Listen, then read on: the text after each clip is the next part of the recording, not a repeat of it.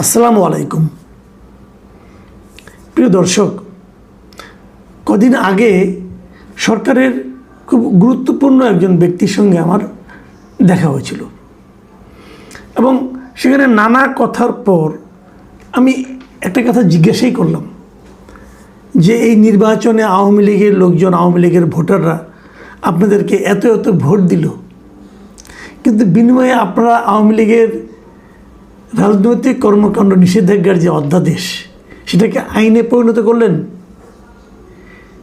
এটাকে আপনারা ঠিক করলেন, অথবা এই আওয়ামী লীগের লোকজন কি আপনাদের উপরে এখন হ্যাপি থাকবে? যে উনি এর কিছু উত্তর দিয়েছিলেন, দেওয়ার পর উনি প্রাসঙ্গিকভাবে একই সঙ্গে উনি একটা কথা আমাকে বললেন যে একটা বিষয় কি আপনারা খেয়াল করেননি? আমি কিন্তু কোন বিষয়টা?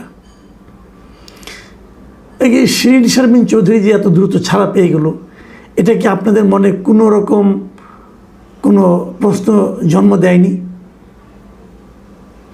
বিষয়টা কিন্তু আসলে গুরুত্বপূর্ণ।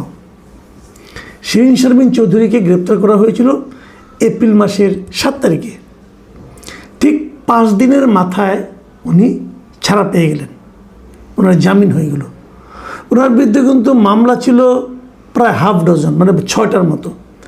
যতদূর জানি তার মধ্যে 3টাতে ওনার ব্যাপারে ফাইনাল রিপোর্ট দেওয়া হয়েছে, মানে ওনাকে দোষী সাব্যস্ত করা হয়নি একেবারেই। বাকি 3টা তদন্ত চলছে।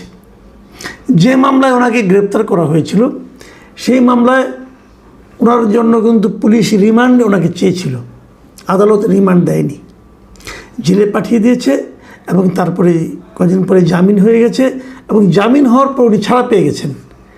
জামিন হওয়ার পর এত দ্রুত ছাড়া পাওয়ার ঘটনাও কিন্তু আমাদের দেশে ইদানিং খুব কমে গেছে এই কারণে যখন নাকি জামিনের আদেশ দিয়ে জেলখানায় যাওয়া হয় তখন দেখা যায় বের হওয়ার সঙ্গে সঙ্গে জেল গেটে তাকে অন্য একটা মামলায় আবার অ্যারেস্ট দেখানো হয়। এ ধরনের ঘটনা বহু ঘটেছে। এই যে আমাদের পাশেই নারায়ণগঞ্জের যে মেয়র এবং নারায়ণগঞ্জের সবচেয়ে জনপ্রিয় মেয়র, মানে উনি মেয়র ছিলেন নারায়ণগঞ্জ সিটি কর্পোরেশন হওয়ার পর থেকে উনি মেয়র এবং উনি পৌরসভা চেয়ারম্যান ছিলেন এর আগে নারায়ণগঞ্জের। খুবই জনপ্রিয় ব্যক্তি ডক্টর সেলিনা হায়াৎ আইভি। ওনাকেও কিন্তু এরকম একটা নানা রকম মামলায় গ্রেপ্তার করা হয়েছে। উনি বারবার জামিন পান এবং জামিন পেয়ে বেরোতে পারেন না, আবার আরেকটা মামলায় ওনাকে গ্রেপ্তার দেখে আটকে রাখা হয়। আওয়ামী লীগের অনেক লোক, আওয়ামী লীগ বাদ দেন, অনেক সাংবাদিক আছে, অনেক সাধারণ মানুষ আছে এ ধরনের গণমামলায়, হয়রানিমূলক মামলায় গ্রেপ্তার হয়ে জেলখানায় কাটাচ্ছেন, জামিন হচ্ছে না। মামলা চলুক, জামিন তো দেবেন, জামিন হচ্ছে না। অন্তর্বর্তীকালীন সরকারের আমলে তারা জামিন পাননি এবং এই সরকারের আমলও, এই সরকারও সেই ধারাবাহিকতাকেই অনুসরণ করে চলেছে, জামিন দিচ্ছে না। জামিন পাওয়াটা যে একজন লোকের নাগরিক অধিকারের মধ্যে পড়ে, মৌলিক অধিকারের মধ্যে পড়ে, এই জিনিসটাও যেন এরা মানতে চায় না। ক্ষমতায় গিয়েছে, আগে যেটা তাদের উপর প্রয়োগ হয়েছিল এখন যদি সেটা অন্যদের উপর প্রয়োগ তারা করতে না পারে তাহলে তারা যে ভোগান্তির শিকার হয়েছিল এটা এই মানুষকে বোঝাবেন কীভাবে? হয়তো এই জন্য মানুষকে বোঝাচ্ছেন, পুরো দেশকে বোঝাচ্ছেন, দেখো আমরা কত কষ্ট করেছি, অতএব তোমরা কিছুটা কষ্ট করো। এটা কি এক ধরনের প্রতিহিংসা না ঘৃণা আমি বলতে পারবো না, কিন্তু এটা হচ্ছে। ঠিক আছে, হোক, যা হবার হচ্ছে, এটা আমি আপনি ফেরাতে পারবো না। কিন্তু আমি ভাবছিলাম ওই বিষয়টার কথা যে শিরিন শারমিন চৌধুরী কেন এত ভাগ্য নিয়ে উনি এলেন। অন্তর্বর্তীকালীন সরকারের আমলেও দেখেছি এরকম আরেকজন ভাগ্যবান ছিলেন সাবির হোসেন চৌধুরী। ওনার বিরুদ্ধে হত্যা মামলা ছিল এবং উনি আরও দ্রুত ছাড়া পেয়ে গিয়েছেন একাধিক হত্যা মামলার একই দিনে, তো নিম্ন আদালত থেকে। এটাও কিন্তু ইন্টারেস্টিং ঘটনা।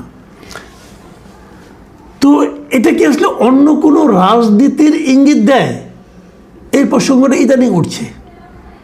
এই প্রসঙ্গে আমি আরেকটু আলোচনা করতে চাই, সেটা হলো বাংলাদেশে আওয়ামী লীগ কীভাবে ফিরবে। এটাও এই সময়ে খুব একটা গুরুত্বপূর্ণ প্রশ্ন। কিন্তু যে আওয়ামী লীগের রাজনীতির নিষিদ্ধের যে অধ্যাদেশ ছিল সেটাকে যখন আইনে পরিণত করা হলো তখন প্রশ্ন ওঠানো হলো তাহলে আওয়ামী লীগ কি তাহলে ফিরবে না? আবার এটারও কিন্তু জবাব আমি পেয়েছি, সরকারের খুব গুরুত্বপূর্ণ ব্যক্তিদের কাছ থেকে পেয়েছি। ওনারা বলছেন যে আমরা তো নিষিদ্ধ করছি না, এটা অন্তর্বর্তীকালীন সরকার করেছিল এখন আমরা ওটা যদি বাতিল করে দিতাম তাহলে এটা নিয়ে দেখতেন যে এই জামাত এনসিপি আবার হাউকাউ করছে, মাঠ গরম করছে। দরকারটা কি? আমরা এটা যখন তারা নিষিদ্ধ করেছিল, যখন তারা কার্যক্রম স্থগিত রেখেছিল, কার্যক্রম নিষিদ্ধ করেছিল, তখন কিন্তু তারা বলেছিল বিচার না হওয়া পর্যন্ত হবে। তো বিচার হয়ে গেলেই তো হয়ে গেল, এখন বিচারের রায় যা আসে তাই হবে। ইঙ্গিতটা কিন্তু স্পষ্ট যে বিচারের পর্যন্ত অপেক্ষা করতে হবে। বিচার হয়ে যাক, আমরা চাই দ্রুত বিচার হোক। বিচারের রায় কী হবে দেখা যাবে। একটা রাজনৈতিক দলকে নিষিদ্ধ করার জন্য বিচারকটা কতটা উদ্গ্রীব থাকেন, নাকি সেই সময়ে সংগঠিত সন্ত্রাসী কর্মকাণ্ডের জন্য দায়ী ব্যক্তিরা দোষী সাব্যস্ত হন, সেটা আমরা পরে ইনশাল্লাহ দেখতে পারবো। কিন্তু প্রশ্নটা অন্য জায়গায়। যদি ধরেন বিচারের রায় হলো, হাইপোথেটিক্যালি ধরেন যে কিছু লোকের শাস্তি হলো, সব লোকেরই শাস্তি হোক, অসুবিধা নেই যারা নেতৃত্বে ছিলেন, কিন্তু দল তো চলবে। দলকে আপনি এভাবে নিষিদ্ধ করা যায় না, আর গেলে তার মানে আপনার আফটার ইফেক্ট খুব ভয়ঙ্কর হয়। তো ধরে নিলাম দলটা আবার বললো হ্যাঁ আওয়ামী লীগ করা যাবে। কারা করবে আওয়ামী লীগ? কাদের নেতৃত্বে? শেখ হাসিনা? আমি কিন্তু তেমন কোনো সম্ভাবনা দেখি না। আপনি বলবেন যে আমি কেন দেখি না? শেখ হাসিনা এত বড় নেত্রী, আমি দেখি না এই কারণে শেখ হাসিনা তো অমর নন, তাই না? ওনার বয়স তো হয়ে গেছে প্রায় 80, উনি তো মানে 500 বছর বাঁচবেন না ভাই। কাজে আমি ওনার নেতৃত্বে কোনো সম্ভাবনা দেখি না। উনি ফিরে এসে বাংলাদেশ আওয়ামী লীগকে আবার নেতৃত্ব দিবেন, এটা হয় না। এবং এটা গেলে আমার কথা না, আমার কথা যারা আওয়ামী লীগের ভক্ত আছেন, যারা শেখ হাসিনার ভক্ত আছেন, তারা হতাশ হইতে পারেন, বিরক্ত হতে পারেন। কিন্তু আপনার কি মনে আছে, এই কদিন আগের কথা বলছি, এই বছর জানুয়ারিতে আল জাজিরার কাছে একটা ইন্টারভিউ দিয়েছিলেন শেখ হাসিনারই পুত্র, দিয়েছিলেন জয়। তো জয়ের সেই ইন্টারভিউতে, সজীব ওয়াজেদ জয়ের সেই ইন্টারভিউতে ওনাকে কিন্তু প্রশ্ন করা হয়েছিল। ওনার কাছে জানতে চেয়েছিল যে বাংলাদেশের বর্তমান প্রেক্ষাপটে আওয়ামী লীগের কোনো ভবিষ্যৎ আছে কি না। জয়ের উত্তরটা কী ছিল? উনি বলছেন অবশ্যই আছে, আওয়ামী লীগ কোথাও যাচ্ছে না। আওয়ামী লীগ একটা প্রাচীন দল, এই দেশের 40-50% মানুষ আওয়ামী লীগ করে, তারা নিশ্চয়ই হঠাৎ করে আওয়ামী লীগের প্রতি সমর্থন বন্ধ করে দেবে না।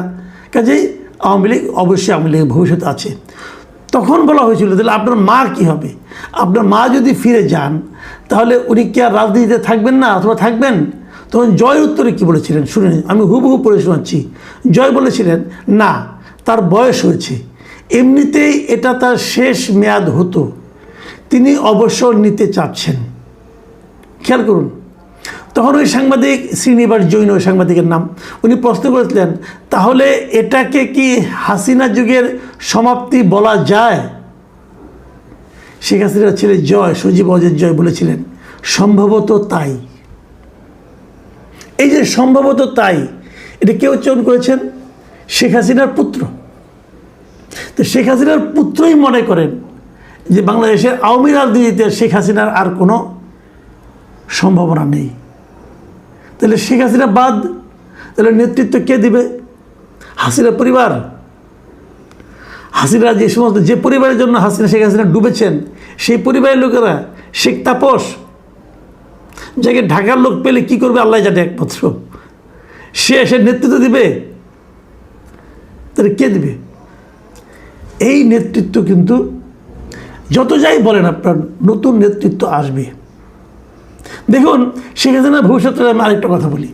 রিসেন্টলি মাত্র গতকালকে 16 তারিখে ভারতের যিনি পররাষ্ট্র মন্ত্রণালয়ের মুখপাত্র আছেন রণধীর জয়সওয়াল, তো ওনার একটা প্রেস ব্রিফিংয়ে সেখানে তাকে জিজ্ঞাসা করা হয়েছিল যে শেখ হাসিনাকে ফেরত পাওয়ার জন্য বাংলাদেশ থেকে যে আবেদন করা হয়েছে, সে আবেদনটা ওনারা কী ভাবছেন। জয়সওয়াল কী বলেছিলেন? উনি উত্তর দিয়েছেন বাংলাদেশে চলমান বিচারিক ও অভ্যন্তরীণ আইনি প্রক্রিয়ার অংশ হিসাবে আসা এই অনুরোধটি বর্তমানে খতিয়ে দেখা হচ্ছে। তবে ওনারা কিন্তু নাকচ করে দেননি, ওনারা খতিয়ে দেখছেন। আচ্ছা, এখন আরেকটা প্রশ্ন করি, এটা মোটামুটি আমি মনে করি খুবই গুরুত্বপূর্ণই প্রশ্ন।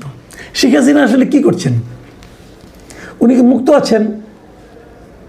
ভারতের কোথাও ওনাকে মুক্ত অবস্থায় কেউ দেখতে পেয়েছেন?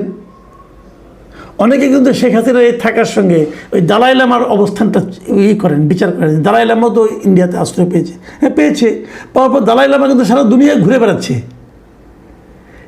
শেখ হাসিনা কি ইন্ডিয়ার ভেতরে কোথাও যেতে পাচ্ছেন?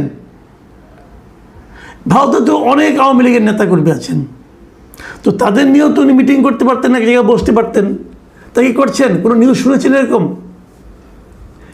ইন্ডিয়ায় যাওয়ার পর শেখ হাসিনা মাঝে মাঝে টেলিফোনে কথা বলেন, তার কোনো ভিডিও বার্তা কোথাও দেখা গেছে? কোনো ভিডিও কনফারেন্স কারোর সঙ্গে হয়েছে? শেখ হাসিনা কি ইন্ডিয়া বন্দি জীবনযাপন করছেন? ভারত কি শেখ হাসিনাকে নিয়ে হিসেব করছেন যে শেখ হাসিনাকে কীভাবে পোর্ট্রে করলে পর, কীভাবে তাকে সুযোগ দিলে পর বাংলাদেশের সম্পর্ক কতটুকু অবনতি হবে কি হবে না, এটা তারা বিচার করছেন? এ সমস্ত প্রশ্নের উত্তর আপনারা খুব শীঘ্রই পেয়ে যাবেন। কিন্তু আমিও তার পুত্রের মতোই বলতে চাই, বাংলাদেশে আওয়ামী রাজনীতিতে শেখ হাসিনার অধ্যায়ের সমাপ্তি ঘটেছে। যারা শেখ হাসিনাকে নিয়ে নতুন করে আবার চিন্তা করছেন, তাদেরকে কিন্তু তার পুত্রই বলে দিয়েছে এই চিন্তাটা আপনারা করেন না, বিকল্প চিন্তা করতে হবে। শেখ হাসিনার কাছে যারা সুযোগ সুবিধা পেয়েছেন, দুর্নীতি করেছেন, তাদেরও আমি মনে করি দেশে প্রত্যাবর্তন অতটা সহজ হবে না। আওয়ামী লীগ যদি আগামী দিনে অগ্রসর হয়, নতুন নেতৃত্ব নিয়ে অগ্রসর হবে, এটা আমার ধারণা। প্রিয় দর্শক, এখন এ পর্যন্তই। আল্লাহ হাফেজ।